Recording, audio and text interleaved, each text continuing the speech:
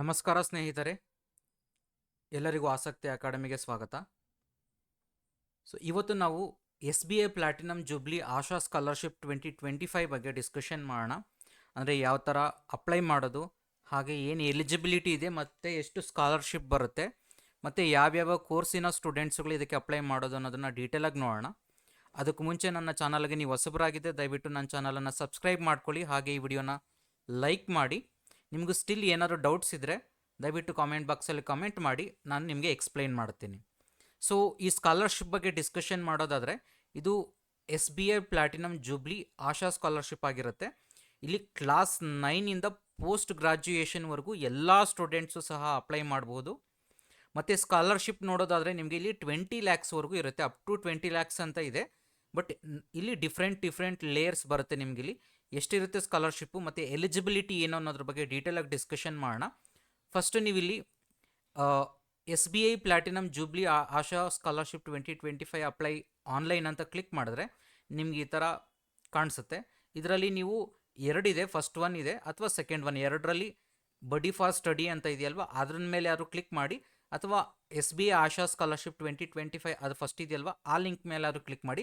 But ultimately ನಿಮಗೆ ಮತ್ತೆ once again second ಒನ್ಗೆ direct ಮಾಡುತ್ತೆ ಅಪ್ಲೈ ಮಾಡಬೇಕಾದ್ರೆ. ಸೊ ಡೈರೆಕ್ಟಾಗಿ ಬಡಿ for study SBI platinum jubilee Asha scholarship 2025 ಮೇಲೆ ಕ್ಲಿಕ್ ಮಾಡಿದ್ರೆ ನಿಮಗೆ ಈ ಥರ ಓಪನ್ ಆಗುತ್ತೆ ಪೇಜು. ಇಲ್ಲಿ ಕೆಳಗಡೆ ಬಂದರೆ ನಿಮಗೆ ಇಲ್ಲಿ ಕಂಪ್ಲೀಟಾಗಿ ಡೀಟೇಲ್ಸನ್ನು ಕೊಟ್ಟಿದ್ದಾರೆ. ಇಲ್ಲಿ ನೋಡ್ಬೋದು ಪ್ರೋಗ್ರಾಮ್ ಬಗ್ಗೆ. ಇಲ್ಲಿ ನೋಡೋಣ. ಈಗ ನಾನು ಆಗಲೇ ಹೇಳಿದೆ ನಿಮಗೆ 9th ಸ್ಟ್ಯಾಂಡರ್ಡಿಂದ ಪೋಸ್ಟ್ ಗ್ರಾಜ್ಯುಯೇಷನ್ವರೆಗೂ ಎಲ್ಲ ಸ್ಟೂಡೆಂಟ್ಸು ಸಹ ಅಪ್ಲೈ ಮಾಡ್ಬೋದು ಅಂತ. ಇಲ್ಲಿ ನಿಮಗೆ ಡಿಫ್ರೆಂಟ್ ನೋಡ್ಬೋದು. ಫಸ್ಟ್ ಒನ್ ಇದೆ ನೋಡಿ, SBI platinum jubilee Asha scholarship for school students. ಇದು ಸ್ಕೂಲ್ ಸ್ಟೂಡೆಂಟ್ಸ್ಗೆ, ಅಂದರೆ 9th ಸ್ಟ್ಯಾಂಡರ್ಡಿಂದ 12th ಸ್ಟ್ಯಾಂಡರ್ಡ್ ಇರುವಂಥ ಸ್ಟೂಡೆಂಟ್ಸ್ಗಳಿಗೆ ಅಪ್ಲೈ ಮಾಡೋದಕ್ಕೆ ಇದು. ನೆಕ್ಸ್ಟ್ ಸೆಕೆಂಡ್ ಒನ್ ಬಂದು ನೋಡ್ಬೋದು ನೀವಿಲ್ಲಿ, ಇದು ಅಂಡರ್ ಗ್ರಾಜ್ಯುಯೇಟ್ ಸ್ಟೂಡೆಂಟ್ಸು. ನೋಡ್ಬೋದು ಇಲ್ಲಿ ಸ್ಕೂಲ್ ಸ್ಟೂಡೆಂಟ್ಸ್ಗೆ ಬೆನಿಫಿಟ್ ಬಂದು ನಿಮಗೆ ಸ್ಕಾಲರ್ಶಿಪ್ಪು 15,000ವರೆಗೂ ಇರುತ್ತೆ. ಅಂಡರ್ ಗ್ರಾಜ್ಯುಯೇಟ್ ಸ್ಟೂಡೆಂಟ್ಸ್ಗೆ 75,000ವರೆಗೂ ಇರುತ್ತೆ. ಪೋಸ್ಟ್ ಗ್ರಾಜ್ಯುಯೇಷನ್ ಸ್ಟೂಡೆಂಟ್ಸ್ಗೆ 2,50,000ವರೆಗೂ ಇರುತ್ತೆ. ಮೆಡಿಕಲ್ ಸ್ಟೂಡೆಂಟ್ಸ್ಗೆ 4,50,000ವರೆಗೂ ಇರುತ್ತೆ. ಮತ್ತು IIT ಸ್ಟೂಡೆಂಟ್ಸ್ಗಳಿಗೆ, ಯಾರು ಇಂಜಿನಿಯರಿಂಗ್ IITನಲ್ಲಿ ಮಾಡ್ತಿರ್ತೀರಾ ಅಥವಾ IITನಲ್ಲಿ ಜಾಯ್ನ್ ಆಗಿರ್ತೀರಾ ಯಾವುದೇ ಕೋರ್ಸ್ಗಳಿಗೆ, ಆ ಸ್ಟೂಡೆಂಟ್ಸ್ಗಳಿಗೆ 2 ಲ್ಯಾಕ್ಸ್ವರೆಗೂ ಇರುತ್ತೆ. ಅದಾದ ನಂತರ ನಿಮಗಿಲ್ಲಿ IIM ಸ್ಟೂಡೆಂಟ್ಸ್ಗಳಿಗೆ 5 ಲ್ಯಾಕ್ಸ್ವರೆಗೂ ಇರುತ್ತೆ. ಅದಾದ ನಂತರ ಇಲ್ಲಿ ಓವರ್ಸೀಸ್ ಸ್ಟೂಡೆಂಟ್ಸ್ಗಳಿಗೆ, ಅಬ್ರಾಡಲ್ಲಿ ಯಾರೆಲ್ಲ ಸ್ಟೂಡೆಂಟ್ಸ್ ಇರ್ತೀರಾ ಆ ಸ್ಟೂಡೆಂಟ್ಸ್ಗಳಿಗೆ ಅಪ್ ಟು 20 ಲ್ಯಾಕ್ಸ್ವರೆಗೂ ಸ್ಕಾಲರ್ಶಿಪ್ ಇರುತ್ತೆ. ಇದೆಲ್ಲ ಕಂಪ್ಲೀಟಾಗಿ ಸ್ಕಾಲರ್ಶಿಪ್ ಅಮೌಂಟಿನ ಬಗ್ಗೆ. ಮತ್ತು ನೀವು ಎಲಿಜಿಬಿಲಿಟಿ ಬಗ್ಗೆ, ಹಾಗೆ ಏನೆಲ್ಲ ಡಾಕ್ಯುಮೆಂಟ್ಸ್ ಬೇಕು ಅನ್ನೋದ್ರ ಬಗ್ಗೆ ನೋಡೋದಾದರೆ, ಫಸ್ಟ್ ಡೆಡ್ಲೈನ್ಗೆ ಬಂದುಬಿಡೋಣ. ಡೆಡ್ಲೈನ್ ಬಂದು ಇಲ್ಲಿ November 15th, ಎಲ್ಲ ಸ್ಕಾಲರ್ಶಿಪ್ಗಳಿಗೂ November 15th ಡೆಡ್ಲೈನ್ ಕೊಟ್ಟಿದ್ದಾರೆ. 9th ಸ್ಟ್ಯಾಂಡರ್ಡಿಂದ ಹಿಡಿದು ಪೋಸ್ಟ್ ಗ್ರಾಜ್ಯುಯೇಷನ್ವರೆಗೂ ಎಲ್ಲ ಸ್ಟೂಡೆಂಟ್ಸ್ಗಳಿಗೂ ಸಹ November 15th ಲಾಸ್ಟ್ ಡೇಟ್ ಇರುತ್ತೆ. ಇಲ್ಲಿ ನೀವು ನೋಡ್ಬೋದು ಎಲಿಜಿಬಿಲಿಟಿ ಅನ್ನೋದ್ರ ಬಗ್ಗೆ ಬೇಕು ಅನ್ನೋದ್ರ ಡೀಟೇಲ್ಸ್ ಬಗ್ಗೆ ನಿಮ್ಗೆ ಬೇಕಂದರೆ ವ್ಯೂ ಡೀಟೇಲ್ಸ್ ಮೇಲೆ ಕ್ಲಿಕ್ ಮಾಡಿದ್ರೆ ಸಾಕು. ಇಲ್ಲಿ ನಿಮಗೆ ಎಲಿಜಿಬಿಲಿಟಿ ಡೀಟೇಲ್ಸ್ ಬರುತ್ತೆ. ಆಲ್ಮೋಸ್ಟ್ ಎಲ್ಲದಕ್ಕೂ ಎಲಿಜಿಬಿಲಿಟಿ ಸೇಮೇ ಇರುತ್ತೆ. ನೀವು ಇಂಡಿಯನ್ ನ್ಯಾಷನಲ್ ಆಗಿರಬೇಕು, ಮತ್ತು ನೀವು ಈಗ 9th 10th ಸ್ಟ್ಯಾಂಡರ್ಡ್ ಅಂತಂದರೆ ಆ ಅಕಾಡೆಮಿಕ್ ಇಯರಲ್ಲಿ ಓದ್ತಿರಬೇಕು. ನೀವು ಡಿಗ್ರಿ ಆದರೆ ಡಿಗ್ರಿ ಓದ್ತಿರಬೇಕು, ಪೋಸ್ಟ್ ಗ್ರಾಜ್ಯುಯೇಷನ್ ಇದ್ದರೆ ಪೋಸ್ಟ್ ಗ್ರಾಜ್ಯುಯೇಷನನ್ನು ಓದ್ತಿರಬೇಕು ನೀವು. ಅದಾದ ನಂತರ ನೀವು ಇಲ್ಲಿ you must have secured 75% of the marks in the previous academic year. ಅಂತಂದರೆ ಈಗ ಫಾರ್ ಎಕ್ಸಾಂಪಲ್ ನೀವೀಗ ಫಸ್ಟ್ PUC ಓದ್ತಿದ್ದೀರಾ ಅಂತಂದರೆ ನಿಮ್ಮ 10th 75% ಮಾರ್ಕ್ಸ್ ಬಂದಿರಬೇಕು. ಅಥವಾ ನೀವು ಡಿಗ್ರಿ ಈಗ ಪ್ರೆಸೆಂಟ್ ಫಸ್ಟ್ ಇಯರ್ ಓದ್ತಿರ್ತೀರಾ ಅಂದರೆ ಪ್ರೀವಿಯಸ್ ಇಯರ್ ಅಂದರೆ PUCನಲ್ಲಿ ನಿಮ್ಮದು 75% ಮಾರ್ಕ್ಸ್ ಬಂದಿರಬೇಕು. ಅದೇ ಥರ ನೀವು ಯಾವ ಪ್ರೆಸೆಂಟ್ ಕೋರ್ಸನ್ನು ಓದ್ತಿದ್ದೀರಾ ಅದರ ಪ್ರೀವಿಯಸ್ ಕೋರ್ಸಿನ 75% ಮಾರ್ಕ್ಸ್ ಬಂದಿರಬೇಕು. That's a minimum eligibility. ಅದಾದ ನಂತರ ನಿಮ್ಮ family income less than 3 lakhs ಇರಬೇಕು. ನೆಕ್ಸ್ಟ್ ಮತ್ತು ಇಲ್ಲಿ ರಿಸರ್ವೇಷನ್ ಇದೆ. 50% of the slots are reserved for the females, 50% is reserved for SC ST, 25% SCಗೆ ಬರುತ್ತೆ, 25% ST ಸ್ಟೂಡೆಂಟ್ಸ್ಗಳು ಬರುತ್ತೆ. ಮತ್ತು ಇಲ್ಲಿ ಡಾಕ್ಯುಮೆಂಟ್ಸ್ ಏನೆಲ್ಲ ಬೇಕು ಅಂತಂತಂದರೆ ಇಲ್ಲಿ ನೋಡ್ಬೋದು, ಸೇಮ್ ಡಾಕ್ಯುಮೆಂಟ್ಸ್, ಇದೇ ಥರ ಡಾಕ್ಯುಮೆಂಟ್ಸ್ ನಿಮಗೆ ಎಲ್ಲ ಕೋರ್ಸ್ಗಳಿಗೂ ಬರುತ್ತೆ. ಡಿಗ್ರಿ, ಮಾಸ್ಟರ್ ಡಿಗ್ರಿ, IIT ಎಲ್ಲ ಕೋರ್ಸ್ಗಳಿಗೂ ಸಹ ಇದೇ ಬರುತ್ತೆ, ಮೆಡಿಕಲ್ಗೂ ಸಹ. Mark sheet from the previous academic year, ಅಂದರೆ class 10, class 12, degree, post graduation, ನೀವು ಯಾವುದು ಪ್ರೀವಿಯಸ್ ಎಕ್ಸಾಮ್ಸ್ ಬರ್ದಿರ್ತೀರ, ಕಂಪ್ಲೀಟ್ ಮಾಡಿರ್ತೀರ ಡಿಗ್ರಿಗಳನ್ನು, ಅದೆಲ್ಲ ಡಿಗ್ರಿಗಳ ನಿಮ್ಮ ಮಾರ್ಕ್ಸ್ ಕಾರ್ಡನ್ನು ಬೇಕಾಗಿರುತ್ತೆ ಅಕಾಡೆಮಿಕ್ಸ್ದು. Next government issued identity card, ಅಂದರೆ ನೀವು ಯಾವುದಾದ್ರು government proof identity card like Aadhaar card ಇರಬೇಕಾಗತ್ತೆ. ಮತ್ತು ಕರೆಂಟ್ ಇಯರ್ ಫೀಸ್ ರಿಸಿಪ್ಟ್, ಅಂದರೆ ನಿಮಗೆ ಫೀಸ್ ಪೇ ಮಾಡಿರೋಂಥ ರಿಸಿಪ್ಟ್ ಇರುತ್ತೆ, ಆ ರಿಸಿಪ್ಟ್ ಬೇಕಾಗುತ್ತೆ. ಮತ್ತು proof of current year admission, ನೀವು ಅಡ್ಮಿಷನ್ ಆಗಿರೋದಕ್ಕೆ ಒಂದು ಅಡ್ಮಿಷನ್ ಪ್ರೂಫ್ ಇರುತ್ತೆ. ಸೊ ಅದು ಅಥವಾ ಬನಫೈಡ್ ಸರ್ಟಿಫಿಕೇಟನ್ನು ನೀವು ಕಾಲೇಜಲ್ಲೇ ತೊಗೋಬೋದು, ಅಡ್ಮಿಷನ್ ಲೆಟ್ರನ್ನು ಸಹ ತೊಗೋಬೋದು. ಒಂದು ಪ್ರೂಫ್ ಬೇಕಾಗುತ್ತೆ, ಪ್ರೆಸೆಂಟ್ ಕರೆಂಟ್ ಇಯರಲ್ಲಿ ನೀವು ಓದ್ತಿರುವಂಥದ್ದಕ್ಕೆ ಪ್ರೂಫ್ ಬೇಕಾಗುತ್ತೆ. ಮತ್ತು ಕಾಲೇಜಿಂದನೇ ಕೇಳಿದ್ರೆ ಕಾಲೇಜಲ್ಲೇ ನೀವು ತೊಗೋಬೋದು ಅದನ್ನು.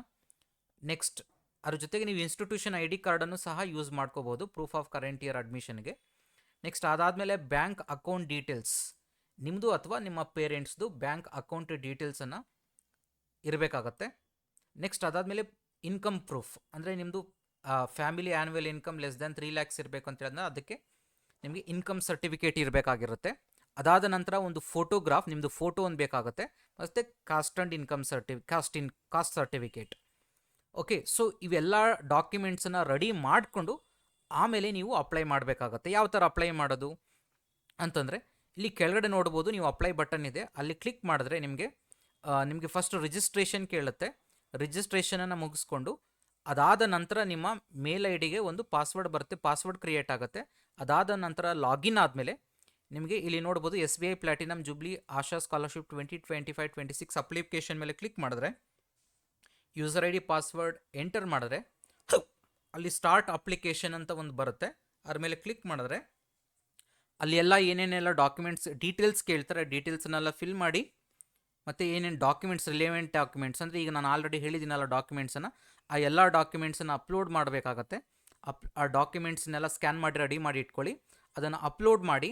ಅದಾದ ನಂತರ ಅಲ್ಲಿ ಟರ್ಮ್ಸ್ ಆ್ಯಂಡ್ ಕಂಡೀಷನ್ಸ್ ಅಂತ ಬರುತ್ತೆ, ಕ್ಲಿಕ್ ಮಾಡಿದ್ದಾದಮೇಲೆ ಪ್ರಿವ್ಯೂ ಬರುತ್ತೆ, ಪ್ರಿವ್ಯೂನ ನೋಡ್ಕೊಳ್ಳಿ. ಎಲ್ಲ ಡೀಟೇಲ್ಸ್ ನೀವೇನೇನೆಲ್ಲ ಎಂಟರ್ ಮಾಡಿರ್ತೀರ ಡೀಟೇಲ್ಸ್ ಎಲ್ಲ ಓಕೆ ಆದಮೇಲೆ ಸಬ್ಮಿಟ್ ಮಾಡಿದ್ದಾದಮೇಲೆ ನಿಮಗೆ ಕಂಪ್ಲೀಟಾಗಿ ಇದು ನಿಮಗೆ ಸ್ಕಾಲರ್ಶಿಪ್ ಸಕ್ಸಸ್ಫುಲಿ ಕಂಪ್ಲೀಟ್ ಆಗುತ್ತೆ. ಅದಾದ ನಂತರ ನಿಮ್ಮದು ಸ್ಕಾಲರ್ಶಿಪ್ಗೆ ಸೆಲೆಕ್ಟ್ ಆಗಿದ್ದರೆ ನಿಮಗೆ ಖಂಡಿತವಾಗಿ ನಿಮಗೆ ಮೇಲಲ್ಲಿ ಮೆಸೇಜನ್ನು ಕಳಿಸ್ತಾರೆ. ಸೊ ನಿಮ್ಗೆ ಈ ಥರ ಸ್ಕಾಲರ್ಶಿಪ್ಗೆ ಸೆಲೆಕ್ಟ್ ಆಗಿದ್ದೀರಂತ. ಆಲ್ಮೋಸ್ಟ್ ನಿಮಗೆ ಆ ಕಂಪ್ಲೀಟ್ ಅಕಾಡೆಮಿಕ್ಸ್ ಏನಿರುತ್ತೆ ಈ ಇಯರ್ಗಳು ಟೋಟಲ್ ನಿಮ್ಮದು ಫುಲ್ ಕೋರ್ಸ್ ಏನಿರುತ್ತೆ ಅಷ್ಟುವರೆಗೂ ಸಹ ನಿಮಗೆ ಸ್ಕಾಲರ್ಶಿಪ್ ಪ್ರತಿ ವರ್ಷ ಕೊಡ್ತಾರೆ ನಿಮಗಿಲ್ಲಿ. ಈಗ ಫಾರ್ ಎಕ್ಸಾಂಪಲ್ ನೀವೀಗ ಫಸ್ಟ್ ಅಕಾಡೆಮಿಕ್ ಇಯರ್ಗೆ ಒಂದು 30,000 ಸ್ಕಾಲರ್ಶಿಪ್ ಅಪ್ಲೈ ಆಗಿದೆ, ನೀವು ಸಿಕ್ಕಿದೆ ಅಂತಂದರೆ ಡಿಗ್ರಿನಲ್ಲಿ ನಿಮಗೆ ಫಸ್ಟ್ ಇಯರ್ ಸಿಕ್ಕಿದೆ ಅಂತಂದರೆ 3 years ಅಥವಾ 4 years ಕೋರ್ಸ್ ಏನಿರುತ್ತೆ ಆ ಫುಲ್ ಇಯರ್ ನಿಮಗೇನಾಗುತ್ತೆ 4 ವರ್ಷವೂ ಸಹ ನಿಮಗೆ ಪ್ರತಿ ವರ್ಷವೂ ಈ ಥರ ಸ್ಕಾಲರ್ಶಿಪ್ ಪ್ರತಿ ವರ್ಷವೂ ಬರ್ತಾ ಇರುತ್ತೆ. ಸೊ ಇದು ಕಂಪ್ಲೀಟಾಗಿ ನಿಮಗೆ ಡೀಟೇಲ್ಸ್ ಆಯಿತು. ಇದೇ ಥರ ನೀವು ಇದು ಸ್ಕೂಲ್ ಸ್ಟೂಡೆಂಟ್ಸ್ಗೆ, ಅದೇ ಥರನ ಅಂಡರ್ ಗ್ರ್ಯಾಜುಯೇಟ್ ಸ್ಟೂಡೆಂಟ್ಸ್ಗೂ ನೋಡ್ಬೋದು. ಅದೇ ಥರ ನಿಮಗೆ ಕಂಪ್ಲೀಟಾಗಿ ಡೀಟೇಲ್ಸ್ ಅಲ್ಲೇ ಇದೆ, ಎಲ್ಲ ಡೀಟೇಲ್ಸ್ ಇದೆ. ಅದೇ ಥರನೇ ಚೆಕ್ ಮಾಡ್ಕೊಳ್ಳಿ. ಎಲಿಜಿಬಿಲಿಟಿನೂ ಸೇಮ್ ಇರುತ್ತೆ ನಿಮಗೆ ಆಲ್ಮೋಸ್ಟ್.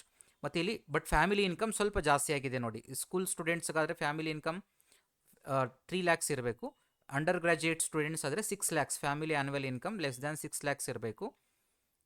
ಸೊ ಇದೇ ಥರ ಡೀಟೇಲ್ಸ್ ಕಂಪ್ಲೀಟಾಗಿ ಎಲ್ಲದಕ್ಕೂ ಇದೆ, ನೋಡ್ಕೊಳ್ಳಿ. ಅದು ನೋಡಿದಾದ ನಂತರ ಇಲ್ಲಿ ಅಪ್ಲೈ ನಾವು ಕೆಳಗಡೆ ಬಟನ್ ಇದೆಯಲ್ಲ ಅದ್ಮೇಲೆ ಕ್ಲಿಕ್ ಮಾಡಿದ್ರೆ ನಿಮಗೆ ಅಪ್ಲೈ ನಾವು ಬಟನ್ ಮೇಲೆ ಫಸ್ಟ್ ಇಲ್ಲಿ ನಿಮಗೆ ನೋಡ್ಬೋದು ಇಲ್ಲಿ ಕ್ರಿಯೇಟ್ ಆ್ಯನ್ ಅಕೌಂಟ್ ಬರುತ್ತೆ. ಫಸ್ಟ್ ಅಕೌಂಟ್ ಕ್ರಿಯೇಟ್ ಮಾಡಬೇಕು, ಯಾಕಂದರೆ ಮೊಬೈಲ್ ನಂಬರ್ ಪಾಸ್ವರ್ಡ್ಗೆ ಮುಂಚೆ ಅಲ್ಲಿ ನೀವು ಅಕೌಂಟನ್ನು ಕ್ರಿಯೇಟ್ ಮಾಡಬೇಕಾಗತ್ತೆ.